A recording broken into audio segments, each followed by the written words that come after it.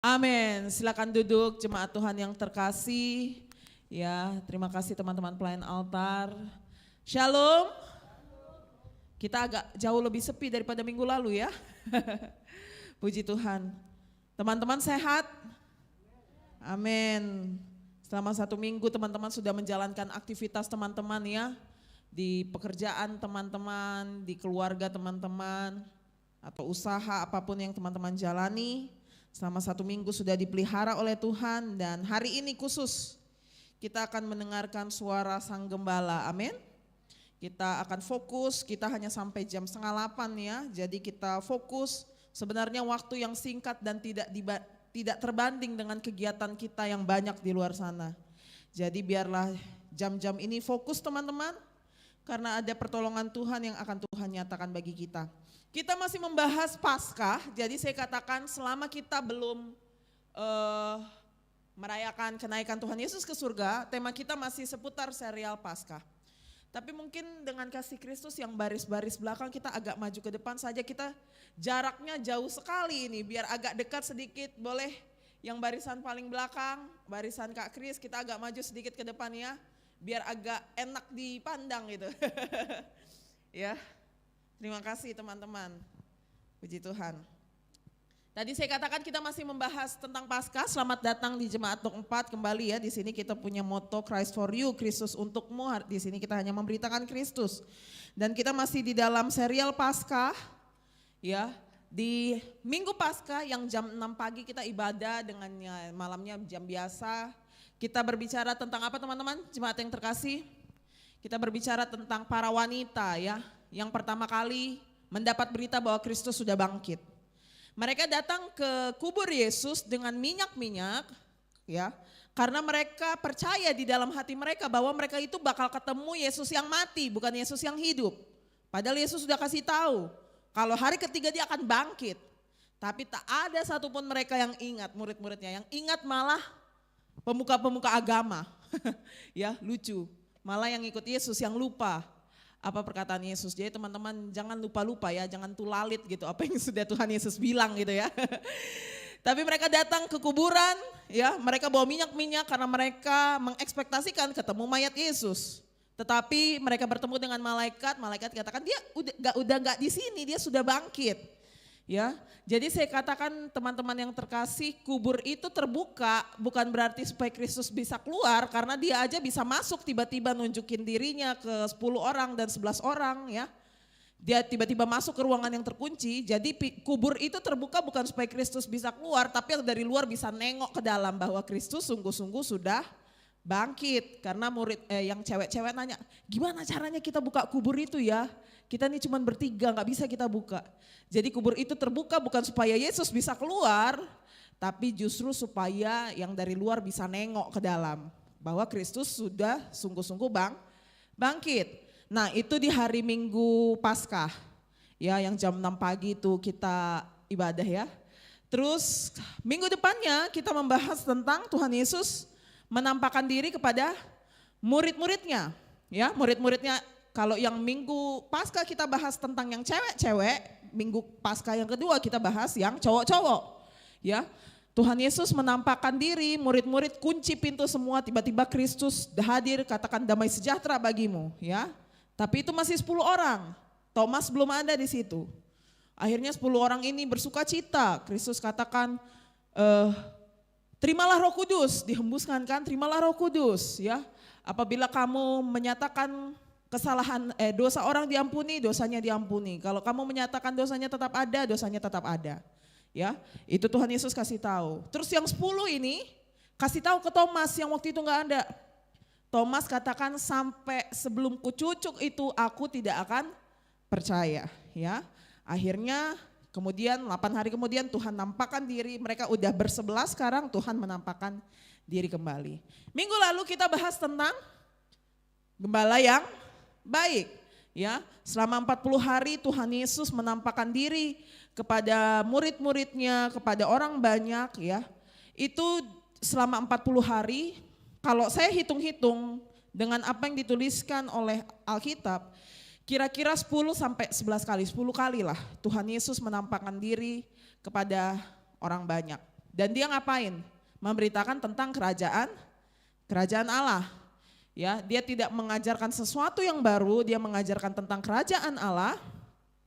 Dan yang minggu lalu saya pilih salah satu topik tentang kerajaan Allah yang Kristus sudah pernah beritakan adalah tentang akulah gembala yang baik.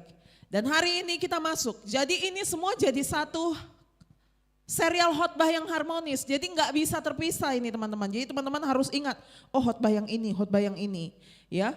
Jadi hari ini kita akan buka kebenaran firman Tuhan di Yohanes pasalnya yang ke-21, ayatnya yang ke-1 sampai ayatnya yang ke-19, ya.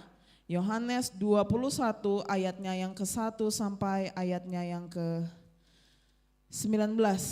Kalau sudah dapat ayatnya, kok saya agak hosa ya.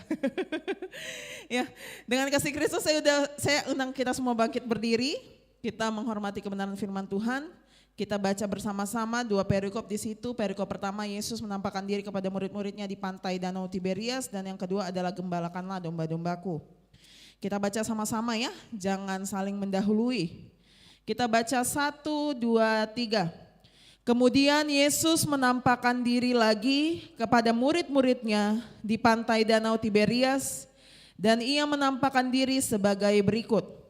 Di pantai itu berkumpul Simon Petrus, Thomas yang disebut Didimus, Natanael dari Kana yang di Galilea, anak-anak Zebedeus, dan dua orang muridnya yang lain. Kata Simon Petrus kepada mereka, "Aku pergi menangkap ikan." Kata mereka kepadanya, "Kami pergi juga dengan engkau." Mereka berangkat lalu naik ke perahu. Tetapi malam itu mereka tidak menangkap apa-apa. Ketika hari mulai siang, Yesus berdiri di pantai. Akan tetapi murid-murid itu tidak tahu bahwa itu adalah Yesus. Kata Yesus kepada mereka, "Hai anak-anak, adakah kamu mempunyai lauk pauk?" Jawab mereka, "Tidak ada." Maka kata Yesus kepada mereka, "Tebarkanlah jalamu di sebelah kanan perahu, maka akan kamu peroleh." Lalu mereka menerbarkan dan mereka tidak dapat menariknya lagi karena banyaknya ikan. Maka murid yang dikasihi Yesus itu berkata kepada Petrus, "Itu Tuhan." Ketika Petrus mendengar bahwa itu adalah Tuhan, maka ia mengenakan pakaiannya sebab ia tidak berpakaian, lalu terjun ke dalam danau. Murid-murid yang lain datang dengan perahu karena mereka tidak jauh dari darat, hanya kira-kira 200 hasta saja, dan mereka menghela jala yang penuh ikan itu. Ketika mereka tiba di darat, mereka melihat api arang dan di atasnya ikan dan roti. Kata Yesus kepada mereka, "Bawalah beberapa ikan yang baru kamu tangkap itu." Simon Petrus naik ke perahu lalu menghela jala itu ke darat. Penuh ikan-ikan besar, 153 ekor banyaknya. Dan sungguh pun sebanyak itu, jala itu tidak koyak. Kata Yesus kepada mereka, "Marilah dan sarapanlah." Tidak ada di antara murid-murid itu yang berani bertanya kepadanya, "Siapakah engkau?" Sebab mereka tahu bahwa ia adalah Tuhan. Yesus maju ke depan, mengambil roti dan memberikannya kepada mereka. Demikian juga ikan itu. Itulah ketiga kalinya Yesus menampakkan diri kepada murid-muridnya sesudah ia bangkit dari antara orang mati. Ayat 15. Sesudah sarapan, Yesus berkata kepada Simon Petrus, "Simon anak Yohanes, apakah engkau mengasihi aku lebih daripada mereka ini?" Jawab Yesus kepadanya, "Benar Tuhan, engkau tahu bahwa aku mengasihi engkau." Kata Yesus kepadanya, "Gembalakanlah domba-dombaku." Kata Yesus pula kepadanya untuk kedua kalinya, "Simon anak Yohanes, apakah engkau mengasihi aku?" Jawab Petrus kepadanya, "Benar Tuhan, engkau tahu bahwa aku mengasihi engkau." Kata Yesus kepadanya, "Gembalakanlah domba-dombaku." Kata Yesus kepadanya untuk ketiga kalinya, "Simon anak Yohanes, apakah engkau mengasihi aku?" Maka sedih hati Petrus karena Yesus berkata untuk ketiga kalinya, "Apakah engkau mengasihi aku?" Dan ia berkata kepadanya, "Tuhan, engkau tahu segala sesuatu. Engkau tahu bahwa aku mengasihi engkau." Kata Yesus kepadanya, "Gembalakanlah domba-dombaku. Aku berkata kepadamu, sesungguhnya ketika engkau masih muda, engkau mengikat pinggangmu sendiri dan engkau berjalan kemana saja kau kehendaki. Tetapi jika engkau sudah menjadi tua, engkau akan mengulurkan tanganmu dan orang lain akan mengikat engkau dan membawa engkau ke tempat yang tidak kau kehendaki. Dan hal ini dikatakannya untuk menyatakan bagaimana Petrus akan mati dan memuliakan Allah. Sesudah mengatakan demikian, ia berkata kepada Petrus, ikutlah aku. Amin, silakan duduk jemaat yang terkasih, dikatakan berbahagia kita yang membaca, merenungkan, terlebih melakukan kebenaran firman Tuhan dalam kehidupan sehari-hari. Puji Tuhan, jadi teman-teman sudah ingat ya apa yang menjadi serial khotbah kita sepanjang beberapa minggu pasca ini. Oh ternyata ada Juliana ya, lagi datang ke Jayapura. Sudah tidak usah balik lagi ke Manado, di sini saja kamu. Ya, puji Tuhan. Kita kembali lagi membahas tentang Paskah. Tadi saya sudah katakan kan, Tuhan Yesus kira-kira 10 kali menampakkan dirinya setelah dia bangkit. 10 kali itu kepada kelompok yang berbeda-beda. Ya, jadi Tuhan Yesus setelah dia bangkit dari antara orang mati, dia itu enggak jalan-jalan terus lagi sama murid-muridnya. Tiba-tiba dia menampakkan diri kepada beberapa orang, tiba-tiba dia menampakkan diri kepada saudaranya Yakobus, ya. Itu sekitar 10 kali. Dan saya sudah katakan terkhusus untuk murid-muridnya yang 10 dan 11 orang ini, sudah berapa kali Tuhan menampakkan diri? Sudah dua kali. Pertama 10 orang waktu mereka masih kunci pintu, tadi saya katakan di situ Thomas lagi nggak ada, ya Tuhan menampakkan diri itu pertama kali bagi circle itu, dan yang kedua kali saat Thomas sudah bergabung, sudah bersebelas, Tuhan menampakkan diri lagi, berarti sudah dua kali. Tuhan Yesus sudah memberikan menyatakan terimalah Roh Kudus, ya itu yang pertama kali, dan yang kedua Tuhan Yesus katakan kepada Thomas, kamu percaya karena kamu melihat, tetapi Tuhan Yesus katakan, tetapi berbahagialah mereka yang tidak melihat namun percaya. Itu sudah 2 kali. Nah, sudah 2 kali nih. Akhirnya kemudian para murid-murid ini, mereka datanglah ke danau Tiberias, ya, Galilea. Karena memang Tuhan yang suruh. Nanti kita ketemu ya di Galilea. Ya. Dan minggu lalu kita refresh sedikit. Minggu lalu kita sudah membahas Tuhan Yesus mengatakan, akulah gembala yang baik. Gembala yang baik, Tuhan katakan memberikan nyawanya bagi domba-dombanya. Itu sudah kita bahas, bahkan sangat sering kita bahas ya. Itu di Jumat Agung. Dan hari ini kita fokus kepada akulah gembala yang baik, aku mengenal domba-dombaku. Nah, tadi saya katakan teman-teman, Tuhan Yesus itu sudah 2 kali menampakkan dirinya kepada Petrus dan teman-teman dengan teman-temannya. Sudah 2 kali mereka bertemu dengan Tuhan. Sudah 2 kali mereka lihat bahwa Kristus sungguh-sungguh sudah bangkit.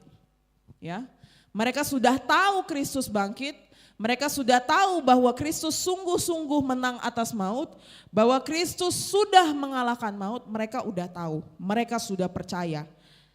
Tapi saya katakan tadi pagi sampai jemaat ketawa-ketawa, mereka tuh kayak orang bingung-bingung gitu loh. Kenapa saya katakan mereka bingung-bingung?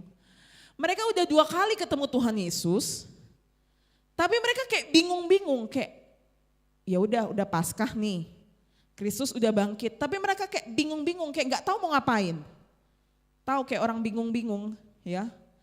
Mereka udah tahu Kristus sudah bangkit, tapi mereka kayak nggak tahu mau ngapain. Karena apa? Petrus berkata begini, aku akan pergi menangkap ikan. Yohanes dan teman-teman yang lain, mereka bilang apa? Kami ikut yuk, kami ikut. Kami pergi juga dengan engkau. Malam itu mereka tidak menangkap apa-apa. Tulisan Yohanes. Jadi mereka ini kayak orang-orang bingung saya katakan. Mereka udah tahu Yesus bangkit, ya minimal mereka ngapain kayak gitu. Tuhan sudah katakan terimalah Roh Kudus ya kan. Kalau kamu menyatakan dosanya orang tetap ada, dosanya tetap ada. Kalau kamu menyatakan dosanya orang diampuni, dosanya diampuni. Mereka bikin program apa kayak gitu ya kan. Bikin ngapain kayak gitu. Atau memberitakan apa kayak gitu. Tapi enggak, mereka kayak orang bingung. Sudah 2 kali mereka ketemu Tuhan tapi mereka masih kayak orang bingung.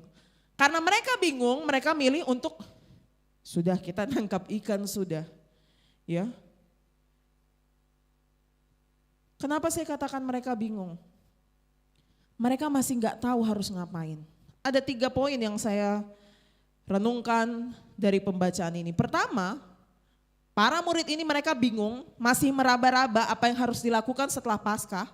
Karena Yesus tidak jalan sama mereka terus, mereka kayak ngapain ini sekarang ya? Udah tahu Yesus sudah bangkit, jadi kita ngapain sekarang? Karena mereka bingung, ini yang dipilih Petrus dan juga teman-temannya. Mereka milih kembali kepada identitas lama mereka. Karena apa? Karena mereka bingung. Ya. Teman-teman ingat pertama kali Tuhan Yesus mengajak para murid untuk mengikut dia, Tuhan Yesus katakan apa? Ya, kamu bukan lagi penjala ikan tetapi menjadi penjala manusia, ikutlah aku. Jadi gini singkatnya, mereka jadi penjala ikan, terus mereka jadi penjala manusia bersama-sama dengan Kristus, mereka balik lagi jadi penjala ikan. Mereka pilih lagi identitas mereka yang lama. Petrus katakan tadi, aku mau menangkap ikan. Semuanya katakan kami ikut. Kayak orang bingung, udah 2 kali mereka ketemu Tuhan tapi kayak orang bingung. Ya. Dan apa? Karena mereka bingung, mereka pilih identitas mereka yang lama, karena mereka merasa itu adalah jalan yang familiar, akhirnya apa yang mereka temui? Hanya kegagalan dan kekosongan. Ini juga rute yang sering kita ambil. Udah berapa kali teman-teman tahu firman? Mungkin teman-teman jago khotbah atau hafal ayat firman. Jago, teori jago, tahu kebenaran. Tapi giliran pergumulan datang, bingung gak? Bingung. Ada yang menyakiti teman-teman, bapak ibu. Tuhan katakan pipi kananmu ditampar, kasih pipi kiri. Kita tahu firman Tuhan ngajarin kita itu. Tapi giliran kita ditampar pipi kanan, kita bacok orangnya. Karena apa? Kita tahu itu jalan yang familiar.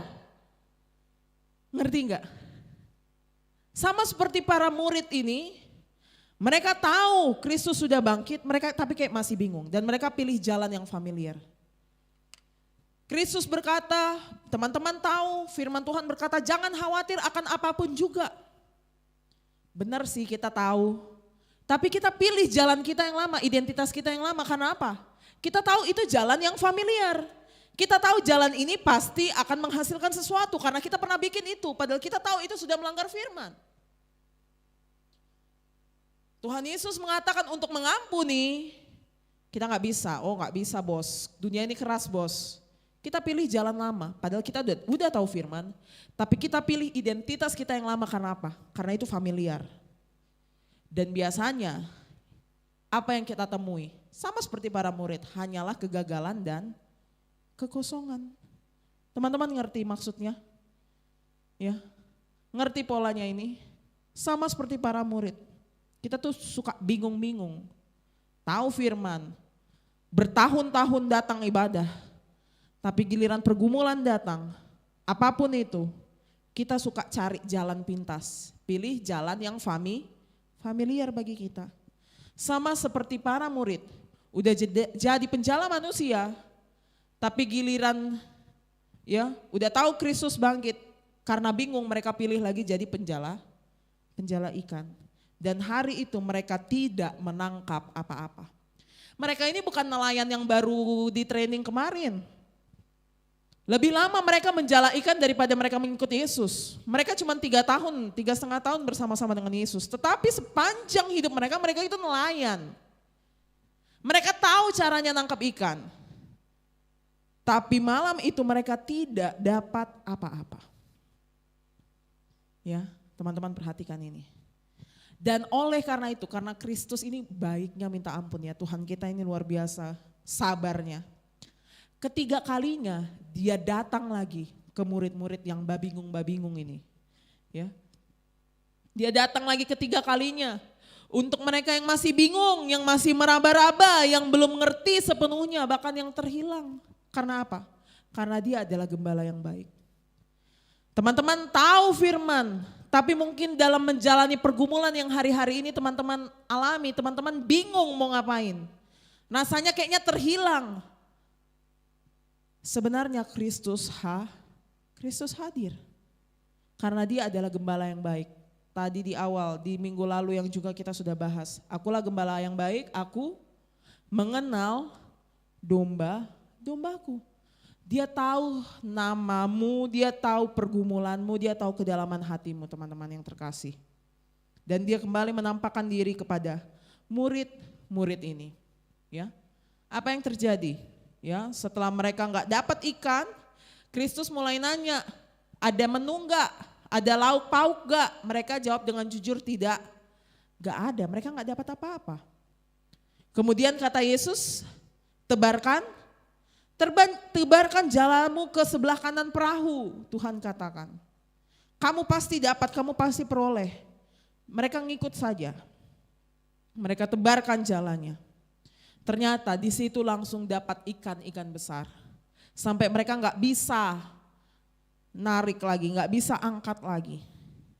Maka apa? Ayat 7. Maka murid yang dikasih Yesus itu, maksudnya si Yohanes. Maka Yohanes itu berkata kepada Petrus, itu Tuhan. Teman-teman perhatikan warna-warna yang saya beda-bedain ya. Itu Tuhan. Ketika Petrus mendengar bahwa itu adalah Tuhan, maka ia mengenakan pakaiannya sebab ia tidak berpakaian lalu terjun ke dalam danau. Tadi pagi saya katakan ini adalah sesuatu yang enggak masuk akal untuk dilakukan oleh seorang nelayan ya. Giliran ikannya udah dapat malah dia terjun ke dalam danau. Ya. Kenapa ya? Nanti akan kita bahas. Setelah dia terjun, ya. Setelah dia terjun, dia sampai ke pesisir, ya. Murid-murid lain pun datang dengan perahu karena mereka tidak jauh dari darat. Waktu mereka sudah tiba di darat, teman-teman, jadi teman-teman bayangkan ya, bayangkan apa yang terjadi. Ketika mereka tiba di atas darat, mereka melihat api arang dan di atasnya ada apa? Ikan dan roti. Kita bahas api dan arang dulu sebelum kita bahas Petrus tadi. Api dan arang ini, bahasa aslinya ini hanya 2 kali dipakai di dalam perjanjian baru, Hanya 2 kali dipakai di dalam perjanjian baru. Dan itu kapan? Yohanes pakainya 2 kali di dalam kitabnya Injil Yohanes. Pertama teman-teman tahu itu api arang ini, bahasa asli ini hanya 2 kali dipakai Yohanes. Bahkan seluruh perjanjian baru hanya 2 kali pakai bahasa api arang. Itu hanya 2 kali. Pertama waktu apa? Teman-teman tahu ini? Waktu Petrus menyangkal Yesus. Yohanes nulis di dalam kitabnya bahwa Petrus itu ngikutin Yesus diam-diam dan dia ada di halaman luar rumah imam besar dan dia berada di depan api arang untuk menghangatkan dirinya. Jadi Yohanes mau ngasih tahu Petrus sedang melindungi dirinya sendiri dengan apa? Api arang ini. Ya. Dia sedang membuat nyaman dirinya sendiri. Tanpa dia membela gurunya. Tanpa dia membela Tuhannya. Bahkan saat dia ditanya, bukankah kamu pengikutnya? Dia katakan apa? Enggak. Saya enggak kenal dia. Dia lakukan itu apa? Di tepi api arang. Dan yang kedua kapan Yohanes pakai? Pembacaan kita tadi. Waktu mereka sudah tiba di pinggir. Di situ Yesus sudah menyalakan api arang dan di atasnya sudah ada ikan dan roti. Saya mau katakan teman-teman, Rasul Yohanes ini adalah rasul yang sangat teliti menulis ya. Selalu ada maksud tujuannya dia menggunakan kata dan kata tertentu. Makanya dia buka Injil Yohanes dengan perkataan apa? Pada mulanya adalah firman, firman itu bersama-sama dengan Allah dan firman itu adalah Allah. Ya. Dengan bahasa kata yang sama yang dipakai oleh kitab Kejadian, pada mulanya Allah menciptakan langit dan bumi. Jadi bukan kebetulan dia pakai api arang ini di mana Petrus sedang melindungi dirinya dengan api arang di mana Tuhan menyediakan hidangan bagi murid-muridnya. Karena apa? Karena Kristus kenal domba-dombanya. Petrus sudah 2 kali melihat Tuhan yang bangkit, tapi Petrus ini masih perlu untuk ditolong. Karena apa? Hatinya belum beres terkait peristiwa yang ini. Yang 3 kali dia menyangkal Tuhan. Ya, mulai paham ya? Karena Kristus adalah gembala yang baik. Yohanes 10 ayat 8 berkata, "Akulah gembala yang baik dan aku mengenal domba-dombaku dan domba-dombaku mengenal aku." Jadi saat Tuhan Yesus katakan, "Tebarkan jalamu ke sebelah kanan perahu," mereka kan tadinya belum tahu kalau itu Yesus. Tapi mereka ikuti, mereka tebarkan. Terus dapatlah ikan yang banyak itu. Yohanes katakan tadi apa? Itu Tuhan. Ya. Dombanya mengenal suara Kristus. Dan saat Petrus mendengar itu, dia langsung terjun. Dia kenal siapa gembalanya. Dia tahu kalau dia sedang butuh untuk ditolong.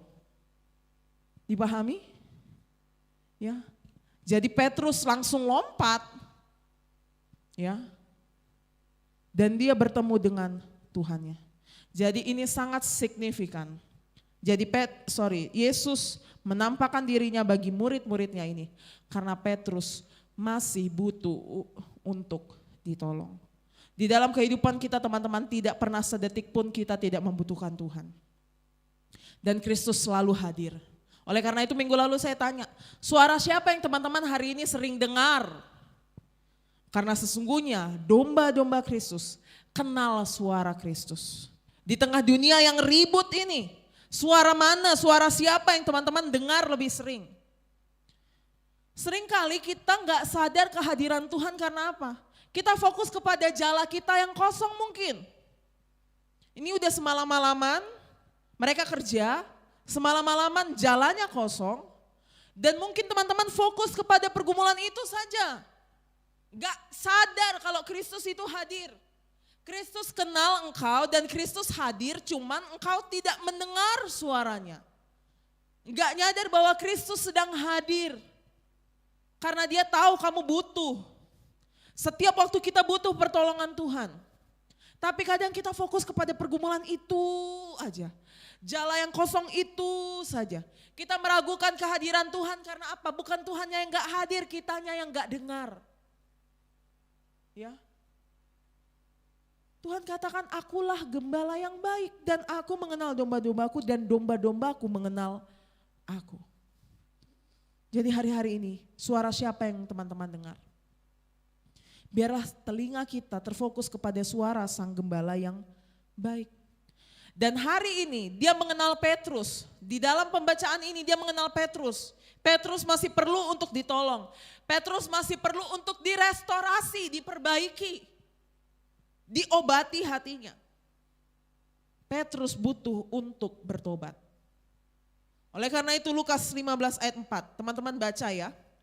Inilah isi hati gembala yang baik. Kita baca bersama-sama.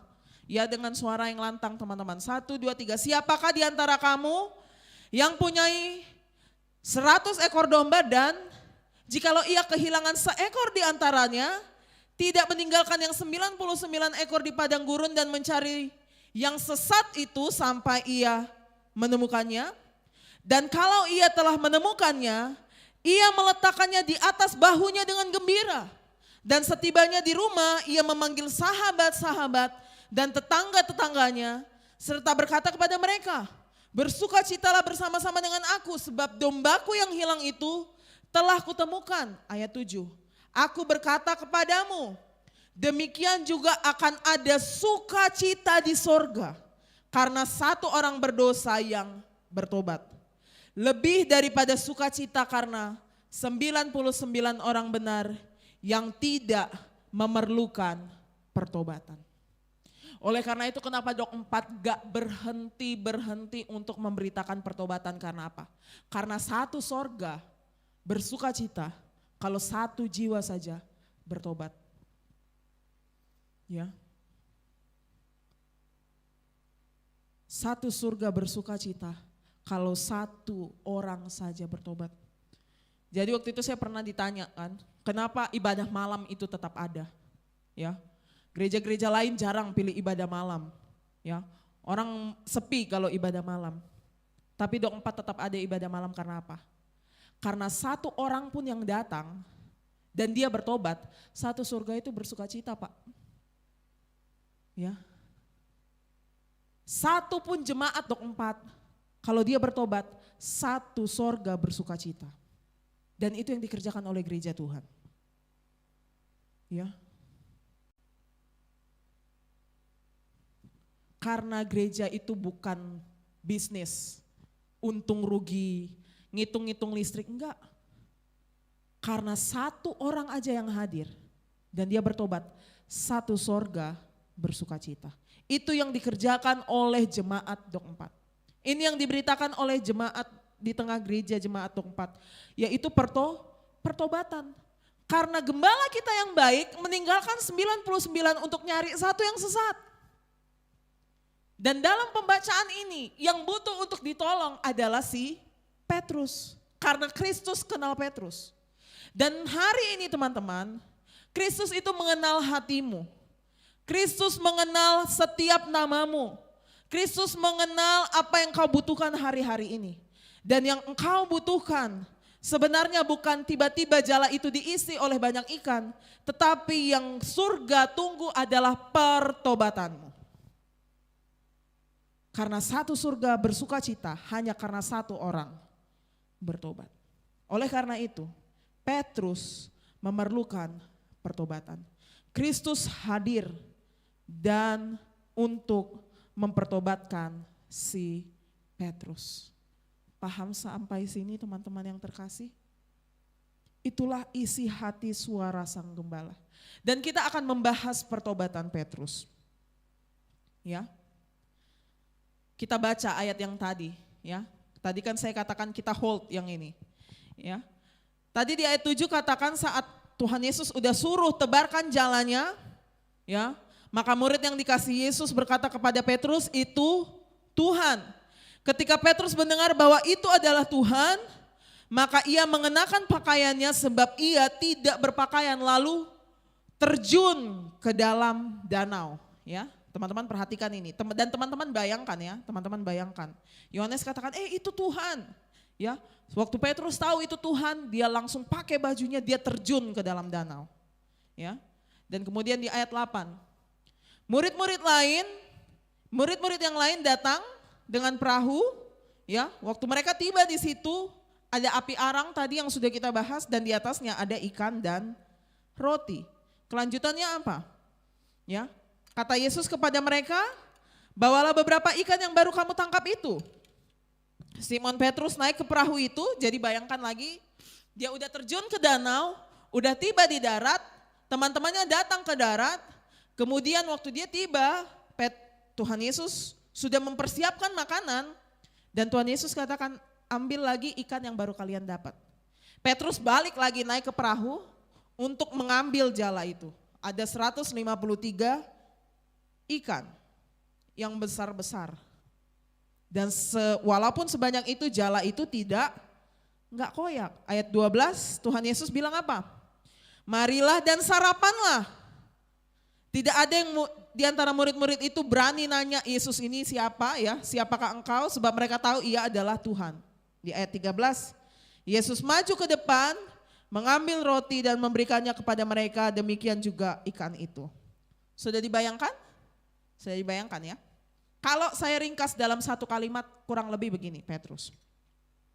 Petrus terjun ke air, dia keluar dari pantai, dia bertemu Tuhan yang bangkit, yang sudah bangkit, dan dia menerima makanan dari tangan Tuhan Yesus. Kurang lebih beginilah kalau dirangkum dalam satu kalimat. Teman-teman cuma perhatikan ini. Teman-teman tahu ini, sadar ini pola apa? Ini pola apa teman-teman? Masuk ke air, keluar, ketemu Tuhan, makan bersama-sama dengan Tuhan. Ini pola apa? Pola baptisan. Pola kehidupan yang baru. Kita mati terhadap dosa. Bayangkan Petrus ini hatinya masih gundah gulana dengan 3 kali dia menyangkal Tuhannya. Dia masih merasa bersalah, sama seperti Yunus yang dia kabur dari tugas penginjilan, kemudian badai, akhirnya dia dibuang ke laut, ya. Dia dibuang ke laut dan dia dimakan oleh ikan besar, 3 hari dia di perut ikan. Dia mulai merasa bersalah, dia merasakan dosa yang sedang diselidiki oleh Tuhan. Dan akhirnya ikan itu memuntahkan dia keluar dari air dan dia mulai berkhotbah untuk kota Niniwe. Sama seperti Petrus yang sedang masih gundah gulana, ada dosa yang belum selesai, yang belum direstorasi, ya. Dia masih gundah gulana, 3 kali dia menyangkal Tuhannya. Terus saat dia mendengar Yohanes katakan itu Tuhan, orang berdosa yang menyadari bahwa dia butuh Tuhan, dia terjun ke dalam, kemudian dia keluar dari air, bertemu Tuhan, makan sama-sama dengan Tuhan. Ada hubungan yang diperbaiki. Ini adalah pola kekristenan kita. Ini adalah pola iman kita. Inilah kehidupan iman kita. Kita teman-teman semua orang telah berbuat dosa dan telah kehilangan kemuliaan Allah. Upah dosa ialah maut. Kita mati karena dosa. Dan Markus berkata, barang siapa yang percaya dan dibaptis, dia akan diselamatkan. Teman-teman percaya, kemudian teman-teman dimasukkan ke dalam air. Teman-teman dibaptis. Dan teman-teman bangkit dengan menjadi ciptaan yang baru. Saat dikatakan aku membaptis engkau dalam nama Bapa dan Anak dan Roh Kudus, teman-teman keluar dari air. Di situ teman-teman bertemu dengan realitas kebangkitan Kristus. Di situ teman-teman memiliki kehidupan yang baru. Kemudian apa? Kita dijamu. Kita bermakan hidangan bersama-sama dengan Allah. Kita hidup berdamai bersama-sama dengan Allah. Ini adalah kehidupan iman kekristenan. Jadi Petrus yang masuk ke dalam danau itu bukan kebetulan. Itu adalah gambaran kehidupan orang yang berdosa, membutuhkan pertolongan Tuhan. Masuk ke dalam air, dia keluar ketemu dengan Kristus yang sudah bangkit. Dia hidup makan bersama-sama dengan Tuhan. Paham? Itulah kehidupan teman-teman. Jadi teman-teman, mungkin anak-anak muda ada yang belum dibaptis. Baptisan adalah anugerah. Kita adalah orang-orang yang sudah berdosa, mati karena dosa. Kita masuk ke dalam air, kita bangkit. Kita dibangkitkan bersama-sama dengan kematiannya dan kita mati bersama-sama dengan kematiannya dan kita dibangkitkan bersama dengan kebangkitannya. Kita Roma di dalam baptisan. Petrus adalah gambaran kita, orang-orang yang berdosa, yang butuh ditolong oleh Tuhan. Ya, kemudian Tuhan, mari sarapan, ini makan, ini minum. Ya, makanya kalau di dalam perjamuan kudus saya katakan, nah, yang terima tubuh dan darah Tuhan adalah teman-teman yang sudah dibaptis. Makan satu hidangan dengan Tuhan. Inilah tubuhku, inilah darahku. Itulah kehidupan iman kekristenan. Inilah anugerah yang Tuhan limpahkan bagi Petrus dan bagi kita. Dan jala itu yang penuh dengan ikan-ikan itu, anugerah Tuhan itu, sebesar itu, semelimpah itu, dan jala Tuhan tidak pernah koyak. Anugerah Tuhan terus tersedia bagi kita. Inilah pertobatan Petrus. Inilah satu surga bersuka cita saat ada orang yang bertobat. Kristus mengenal domba-dombanya. Kristus mengenal Petrus butuh ditolong. Dan inilah terjadi pertobatan Petrus. Masuk ke dalam air dan dia keluar dari air. Ketemu dengan Tuhannya. Makanya minggu-minggu yang akan datang kita akan membahas amanat agung. Ya.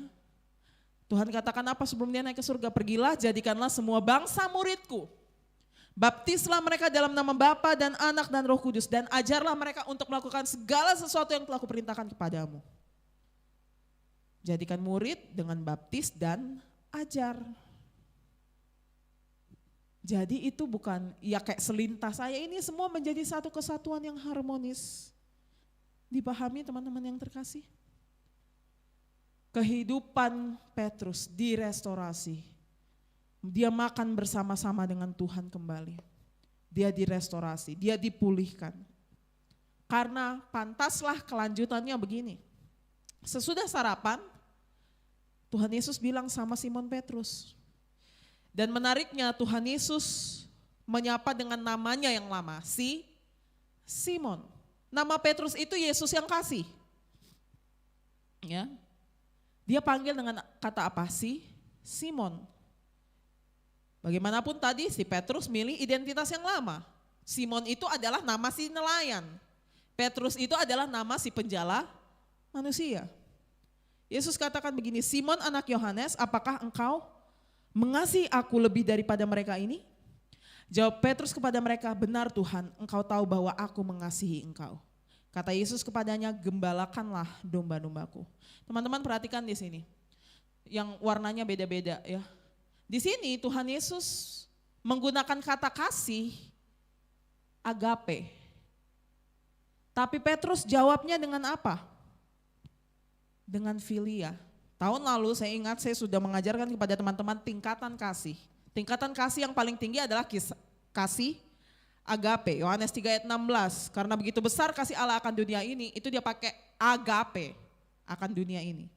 Tuhan Yesus nanya, apakah engkau mengasihi aku dengan kasih agape? Apakah engkau agape? Tapi Petrus katakan apa? Dia menjawab, aku mengasihi engkau tapi dengan kasih persahabatan. Tingkatnya lebih rendah daripada agape, kasih yang sempurna, kasih yang benar-benar mengasihi, kasih yaitu kasih Allah. Ini menarik teman-teman. Jadi ini ya, bahasa Indonesia itu tidak mampu ya, penerjemahan bahasa Indonesia itu nggak mampu menunjukkan tingkatan-tingkatan kasih. Jadi kita perlu pakai bahasa aslinya. Tuhan tanya, apakah engkau agape, tingkatan kasih paling tinggi? Dia jawab dengan filia. Ini menarik teman-teman, karena kalau teman-teman mengenal Petrus dari penulisan di dalam kitab Injil, Petrus ini paling lantam mulutnya. Apa saya katakan? Paling pede, paling jago kalau ngomong. Dia yang bilang, oh kalau Tuhan harus mati, kami pun bakal mati.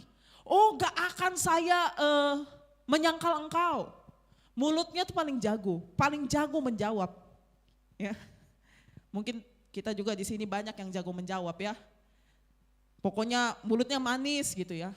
Lantam lah mulut kita itu mungkin gampang untuk menjawab. Tetapi ini sangat menarik, Tuhan katakan apakah engkau agape? Dia jawabnya apa? Filia. Dia yang sebenarnya dikatakan mulutnya sangat berani, dia enggak berani, ternyata pada saat ini dia enggak berani mengklaim bahwa dia agape. Dia tahu bahwa dia itu pernah menyangkal Yesus 3 kali. Dia enggak sepede itu untuk mengatakan dia agape. Dia enggak katakan, oh jelas Tuhan saya akan berkobar-kobar untukmu Tuhan. Enggak, hatinya ini lagi diselidiki. Dia tahu 3 kali dia sudah menyangkal Tuhannya. Pede banget dia kalau pakai bahasa agape. Ngerti teman-teman ya? Di sini teman-teman Yesus sedang merestorasi hatinya. Sedang mempertobatkan dia. Dari mulutnya yang jago ngomong, dia hanya katakan, benar Tuhan saya filia. Dia tahu bahwa dia tidak sempurna dan dia tahu bahwa dia tidak mampu memiliki kasih sebagaimana Kristus mengasihi dia. Pertanyaan kedua, Tuhan Yesus masih mengatakan kata yang sama. Apakah engkau agape? Petrus masih jawab lagi, aku filia. Ya.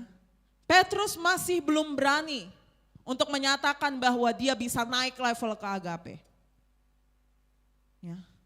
Dan untuk ketiga kalinya, yang berubah, tebak siapa yang berubah katanya? Yang berubah Yesus penggunaan katanya, bukan Petrus. Waktu ketiga kalinya bukan berarti Petrus jadi pede, enggak. Akhirnya Tuhan Yesus yang turun penggunaan katanya. Ya, apakah engkau filia? Makanya katakan apa? Maka sedih hati Petrus saat ketiga kalinya Tuhan bertanya, apakah engkau mengasihi aku? Tetapi pertanyaan yang ketiga ini, Tuhan Yesus sudah turun jadi pakai kata filia. Menurut teman-teman kenapa? Kenapa bukan waktu udah 3 kali ditanya ya Petrus jadi lebih berani, jadi naik. Karena apa? Sama alasannya seperti Tuhan Yesus kenapa turun ke dunia. Karena manusia nggak mungkin bisa naik ke atas, Pak. Karena dosa Allah dan manusia terpisah. Kalau bukan Allah yang turun nggak mungkin kita bisa naik. Kita akan terpisah selamanya kalau Allah itu nggak turun. Pertemuan antara Allah dengan manusia hanya terjadi karena ada Allah yang mau turun. Karena kita nggak bisa naik jadi Allah. Hanya Allah yang bisa mau turun jadi manusia. Itulah alasannya kenapa akhirnya Tuhan bertemu Petrus di dalam kelemahannya. Akhirnya Tuhan yang turun. Dalam ya ini. Jadi teman-teman baca Alkitab tuh seru. Apalagi kalau sudah bahas bahasa asli. Karena translate bahasa Indonesia itu tidak sekaya itu. Tidak sekaya bahasa Yunani, ada tingkatan-tingkatannya. Sama seperti Kristus turun dari sorga. Akhirnya dia turun kepada Petrus. Karena Petrus tidak sempurna. Supaya apa? Kristus turun supaya Petrus mati terhadap dosanya. Mati bersama Tuhannya yang disalibkan. Dosanya itu dikubur. Simon yang lama itu dikuburkan. Dan dia keluar dari air danau Tiberias untuk diterima oleh Tuhannya. Jadi kenapa Tuhan yang turun? Karena gak bakal ketemu kalau bukan Tuhan yang turun. Ya. Dan akhirnya saat Tuhan turun, di situ ada restorasi. Di situ Simon dipulihkan. Dia kembali lagi menjadi Petrus. Dia dibebaskan dari rasa bersalahnya. Dia dibebaskan dari dosanya. Bahkan Tuhan menempatkan dia sebagai rasul dan pemberita Injil. Gembalakanlah domba-dombaku. Bukan hanya di restore, tetapi dia diberikan tanggung jawab. Apakah karena Petrusnya sempurna? Enggak, karena Kristusnya yang turun. Dia pakai bahasa filia. Apakah berarti Petrus dipilih jadi pemimpin di tengah murid-muridnya, di tengah para rasul karena dia mampu? Enggak, justru kesalahan Petrus nih paling banyak sudah. Kalau ngomongin kesempurnaan, mungkin Yohanes masih lebih bagus daripada Petrus. Tapi apa? Kristus pilih yang lemah. Kristus pilih yang bergumul. Ya. Dan kembali lagi, Tuhan katakan gembalakanlah domba-dombaku. Translate Indonesia bahasanya tetap sama. Tapi artinya jauh lebih dalam lagi, harus dikupas lagi. Pertanyaan yang pertama, tadi Tuhan tanya agape ya. Terus Petrus katakan, iya saya filia. Dan kemudian Tuhan gembalakanlah domba-dombaku.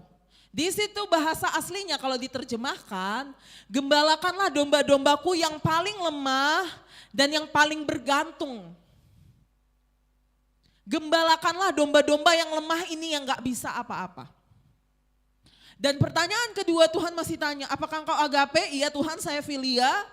Tuhan katakan gembalakanlah domba-dombaku, tapi bahasa aslinya kalau diterjemahkan itu domba-domba yang udah dewasa yang bisa dipimpin. Artinya apa?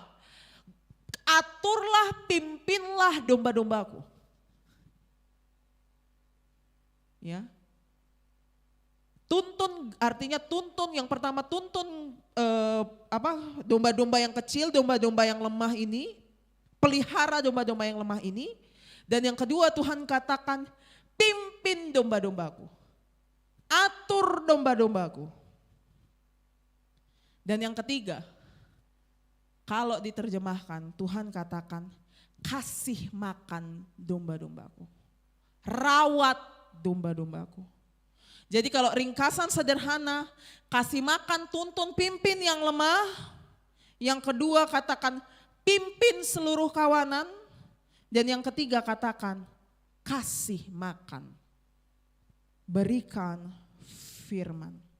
Ini menarik teman-teman, minggu lalu kita baru bahas akulah gembala yang baik. Yohanes 10.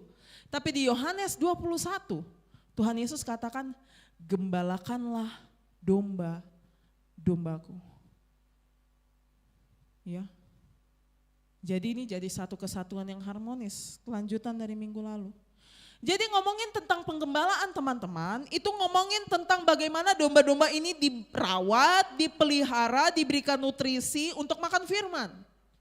Dan juga penggembalaan berbicara tentang kepemimpinan, mengatur, melindungi. Kalaupun Petrus dikasih mandat itu, tapi semuanya adalah domba-domba Allah. Domba-domba kepunyaan Kristus. Bukan Petrus yang punya domba-domba itu, tetapi Yesus yang punya. Jemaat Dok 4 bukan punya saya, tapi punya Tuhan. Tapi dikasih tanggung jawab kepada gembala untuk rawat, pelihara, pimpin. Karena apa? Karena gembala yang baik tidak pergi meninggalkan kawanannya tanpa penggembalaan. Dia menunjuk gembala-gembala. Ini yang saya katakan sebagai under shepherds. Gembala-gembala ini apa? Gembala-gembala yang menggembalakan di bawah otoritas sang gembala yang agung. Ya. Yohanes 10 berkata, akulah gembala yang baik. Yohanes 21 berkata, gembalakanlah domba-dombaku. Jadi tugas gembala-gembala juga adalah untuk memberitakan sang gembala agung yang memiliki domba-domba ini. Tugas gembala adalah memberitakan gembala yang sudah memberikan nyawanya. Inilah tugas gereja. Tuhan sudah menunjuk gembala-gembala under shepherds ini. Orang-orang yang bekerja di bawah otoritas Tuhan. Karena apa? Karena dia gembala yang baik. Karena domba-domba secara fisik, secara mata dan telinga teman-teman mungkin gak bisa memahami, gak bisa melihat Kristus secara fisik saat ini. Oleh karena itu dia tetapkan under shepherds. Untuk menjalankan apa? Menjalankan tetap Yohanes 10 ini, untuk memberitakan Yohanes 10. Memberitakan Kristus sang gembala yang baik. Dipahami teman-teman? Ya. Tugas gembala. Ini tugas yang sangat berat sebenarnya. Makanya cita-cita saya bukan mau jadi gembala. Berat Pak, susah. Tapi ini adalah tugas yang diberikan oleh Tuhan sendiri. Pertanggungan jawab gembala-gembala, pendeta-pendeta, tanggung jawabnya itu kepada Tuhan. Dan itu adalah tanggung jawab yang sangat berat. Tapi dipilih oleh Tuhan, Petrus dipilih oleh Tuhan bukan karena dia kuat, bukan karena dia mampu, justru karena dia enggak bisa. Tapi Kristus yang memampukan. Ya. Gembala yang baik. Kristus tidak pergi meninggalkan kawanannya. Dia tunjuk juga gembala-gembala. Under shepherds. Tapi pemilik utamanya adalah Kristus sendiri. Dan itu yang dikerjakan di dalam pelayanan Dok 4. Dan pembacaan ini ditutup dengan sangat radikal. Dan mungkin ini yang tidak disukai oleh kekristenan modern zaman sekarang. Tuhan Yesus baru saja memulihkan Petrus, baru saja merestorasi, baru saja kasih tanggung jawab yang baru dipanggil untuk melakukan sesuatu pekerjaan yang baru aja dikuatkan kembali. Tapi Tuhan sudah langsung kasih tahu gimana caranya dia mati. Radikal ya. Dan kekristenan zaman sekarang gak suka ini, kita gak suka ini. Tuhan Yesus katakan gini, kamu waktu muda bisa suka-sukanya kemana-mana. Kamu ikat pinggangmu sendiri, kamu berjalan kemanapun kamu kehendaki. Tapi kalau nanti kamu sudah tua, kata Tuhan, engkau akan mengulurkan tanganmu dan orang lain akan mengikat engkau dan membawa engkau ke tempat yang engkau kehendaki. Dan hal ini dikatakannya untuk menyatakan bagaimana Petrus akan mati dan memuliakan Allah. Sesudah mengatakan demikian, ia berkata kepada Petrus, ikutlah aku. Teman-teman tahu bagaimana Petrus mati? Petrus mati disalib di Roma. Ya. Berdasarkan request Petrus, tadinya kan mau disalib seperti biasa kayak Tuhan Yesus, tapi Petrus katakan begini, saya tidak layak cara matinya sama persis kayak Tuhan saya, balik aja salibnya ya. Jadi makanya salib terbalik itu sebenarnya bukan lambang antikristus ya, bukan sebenarnya, tapi itu justru salibnya Petrus dulu. Salib, dia minta salibnya. terbalik. Tadinya dia hampir kabur, tadinya dia hampir pergi, kembali lagi. Itulah proses perjalanan iman ya. Yang murid-murid aja udah ketemu Tuhan Yesus 2 kali masih bingung-bingung. Teman-teman pun ada perjalanan teman-teman iman, teman-teman sendiri yang mungkin teman-teman gak ngerti. Petrus juga pernah berantem sama Paulus di dalam pelayanan. Ya, itu adalah proses perjalanan iman yang terus tidak selesai-selesai untuk menjadi serupa dengan Kristus. Selalu ada proses pertumbuhan iman. Tadinya Petrus udah mau kabur dari Roma. Terus akhirnya dia lihat ya Tuhan Yesus jalan bawa salib. Dia nanya, Petrus kamu mau kemana? Tuhan Yesusnya jalan ke daerah Roma. Disitulah dia tahu sudah waktunya dia mati. Akhirnya dia putar balik. Ya, karena apa? Yesus sudah kasih tahu, kamu akan mengulurkan tanganmu.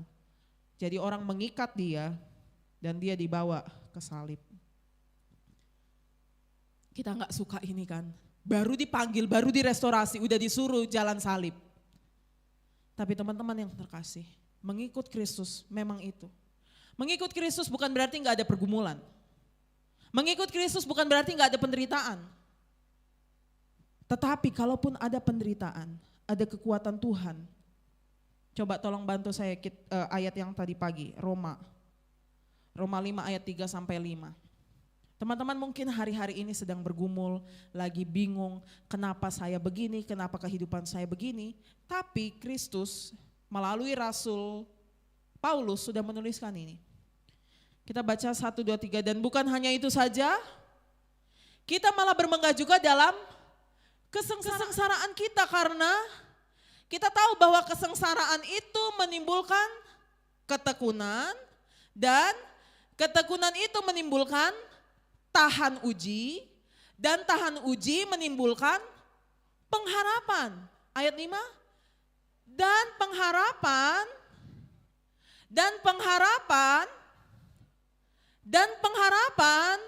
tidak mengecewakan. Karena apa? Karena kasih Allah telah dicurahkan di dalam hati kita oleh Roh Kudus yang telah dikaruniakan kepada kita. Mungkin teman-teman hari ini sedang menderita, mungkin teman-teman sedang bergumul, tetapi pergumulan itu membuat teman-teman tahan uji. Tahan uji itu mulai menimbulkan pengharapan, dan pengharapan itu tidak pernah mengecewakan. Pergumulan boleh ada, tetapi mengikut Kristus tidak pernah mengecewakan.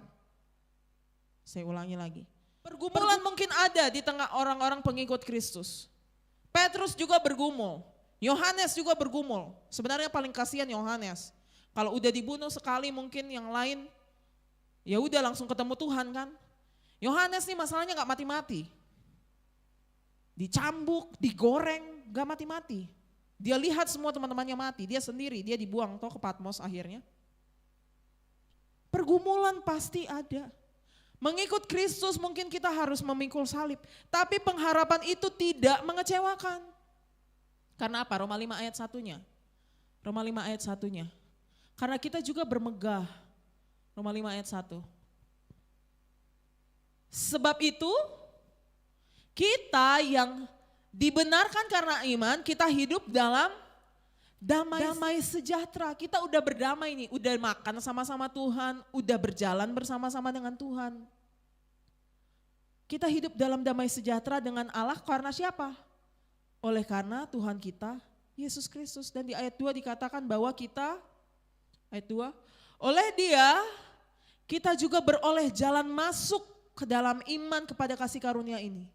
Di dalam kasih karunia ini kita berdiri dan bermegah dalam pengharapan akan menerima kemuliaan Allah. Pergumulan boleh ada, tetapi kemuliaan Allah akan dinyatakan. Kembali ke PowerPoint. Oleh karena itu juga dituliskan, dan hal ini dikatakannya untuk menyatakan bagaimana Petrus akan mati dan memuliakan Allah. Ya, kemudian Tuhan Yesus katakan, ikutlah aku. Mengikut Yesus mungkin ada pergumulan, tapi tidak akan mengecewakan. Karena ada tangan Tuhan, ada gembala yang baik, yang mengenal domba-dombanya, yang selalu hadir, yang selalu memanggil kita. Jadi saya yakin teman-teman pasti punya banyak pergumulan. tapi tidak akan pernah mengecewakan. Oleh karena itu Yohanes 21 itu berbicara tentang apa? Tentang apa? Kristus yang sudah bangkit. Dia mencari murid-murid yang lagi balik ke dunia mereka yang lama. Oleh karena itu, karena Petrus ini figur pemimpin banget ya. Jadi saat Petrus pilih, saya mau nangkap ikan, yang lain ngikutin. Oleh karena itu Tuhan katakan, gembalakanlah domba-dombaku, tugasmu harus benar. Ya. Tetapi Kristus hadir mencari murid-murid yang sudah kembali ke kehidupan lamanya. Tuhan panggil mereka makan sehidangan dengan Tuhan. Kemudian juga Yohanes 21 berbicara tentang murid yang paling hancur, yaitu si Petrus yang sudah terhilang. Dan Yohanes 21 juga berbicara tentang Kristus yang sudah bangkit dan mempercayakan kawanan dombanya kepada tangan yang pernah gagal, yaitu siapa? Si Petrus tadi. Petrus dipilih oleh Tuhan bukan karena dia mampu, tetapi semata-mata hanya karena anugerah. Oleh karena itu, khusus pesan untuk jemaat Dok 4 yang sudah melihat kasih Tuhan yang luar biasa ini. Mungkin hari-hari ini Anda sedang berdiri dengan jaring yang kosong ya. Kayaknya lelah sekali, kehidupannya tuh kok kayak malam, terus gak ada siang-siangnya, gak ada terang-terangnya. Teman-teman sibuk mencari dan yang teman-teman dapatkan hanyalah kekosongan. Mungkin Anda datang hari ini, Anda tuh sudah mengerjakan segala hal dengan tenaga teman-teman, sudah mengerahkan semua kemampuan di dalam pernikahanmu kah, atau dalam pekerjaanmu kah, atau dalam cita-citamu kah, atau dalam imanmu kah. Tapi yang Anda dapatkan hanya jaring yang kosong. Teman-teman coba angkat wajah teman-teman sedikit. Ternyata di situ Kristus hadir dan bertanya kepadamu. Sebagaimana Yesus tanya, apakah ada lauk pauk? Mereka jawab dengan jujur, tidak ada. Mungkin teman-teman hari ini sedang berantakan, sedang lelah. Tuhan sebenarnya bertanya dan jawablah dengan jujur. Karena Tuhan selalu hadir.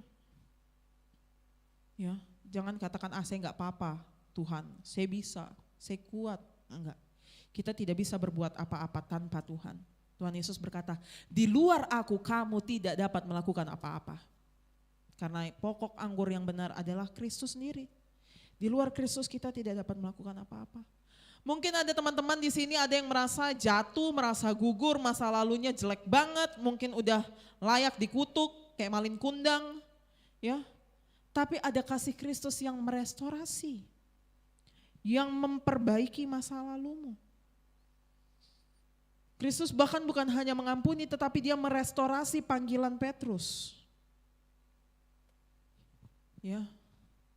Kristus memulihkanmu. Ada gembala yang baik yang terus memahami, tahu namamu lepas nama dan dia selalu siap untuk merestorasi engkau.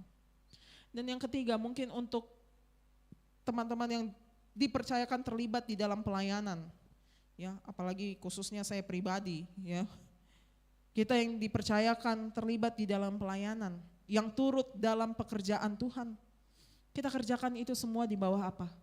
Satu kepemilikan. Nama yang harus besar itu nama Yesus, bukan nama pribadi.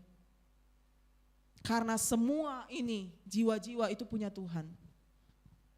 Kita yang dipercayakan terlibat di dalam pelayanan. Apakah teman-teman dipercayakan oleh gembala untuk apapun itu? Koordinator kah, ketua kah, PKS kah? Kerjakan itu semua di bawah satu kepemilikan Yesus Kristus. Ada bagian kita yang kita kerjakan, tetapi sisanya adalah bagian Tuhan. Karena yang punya pekerjaan ini adalah kepercayaan, adalah kepunyaan Tuhan. Oleh karena itu di dalam surat Petrus dikatakan kamulah umat yang terpilih, imamat rajani. Kita yang sudah dilibatkan oleh Tuhan. Sama seperti Tuhan Yesus sebenarnya sudah sediakan roti dan ikan, tapi Tuhan masih minta, mana ikan yang tadi sudah kamu dapat? Tuhan mau kita turut di dalam pelayanannya. Tapi kita mengerjakannya itu bukan dengan kekuatan kita, tetapi karena anugerah Tuhan. Kita di bawah satu komando, yaitu Kristus yang punya pelayanan. Amin, teman-teman yang terkasih. Saya undang para pelayan maju ke depan.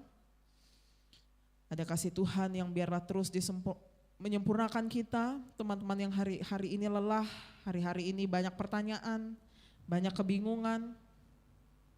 Mari teman-teman kita hidupi baptisan kita. Teman-teman yang mungkin belum dibaptis, mari beri dirimu untuk menerima baptisan. Karena baptisan adalah anugerah Allah yang luar biasa yang Tuhan nyatakan dalam kehidupan kita.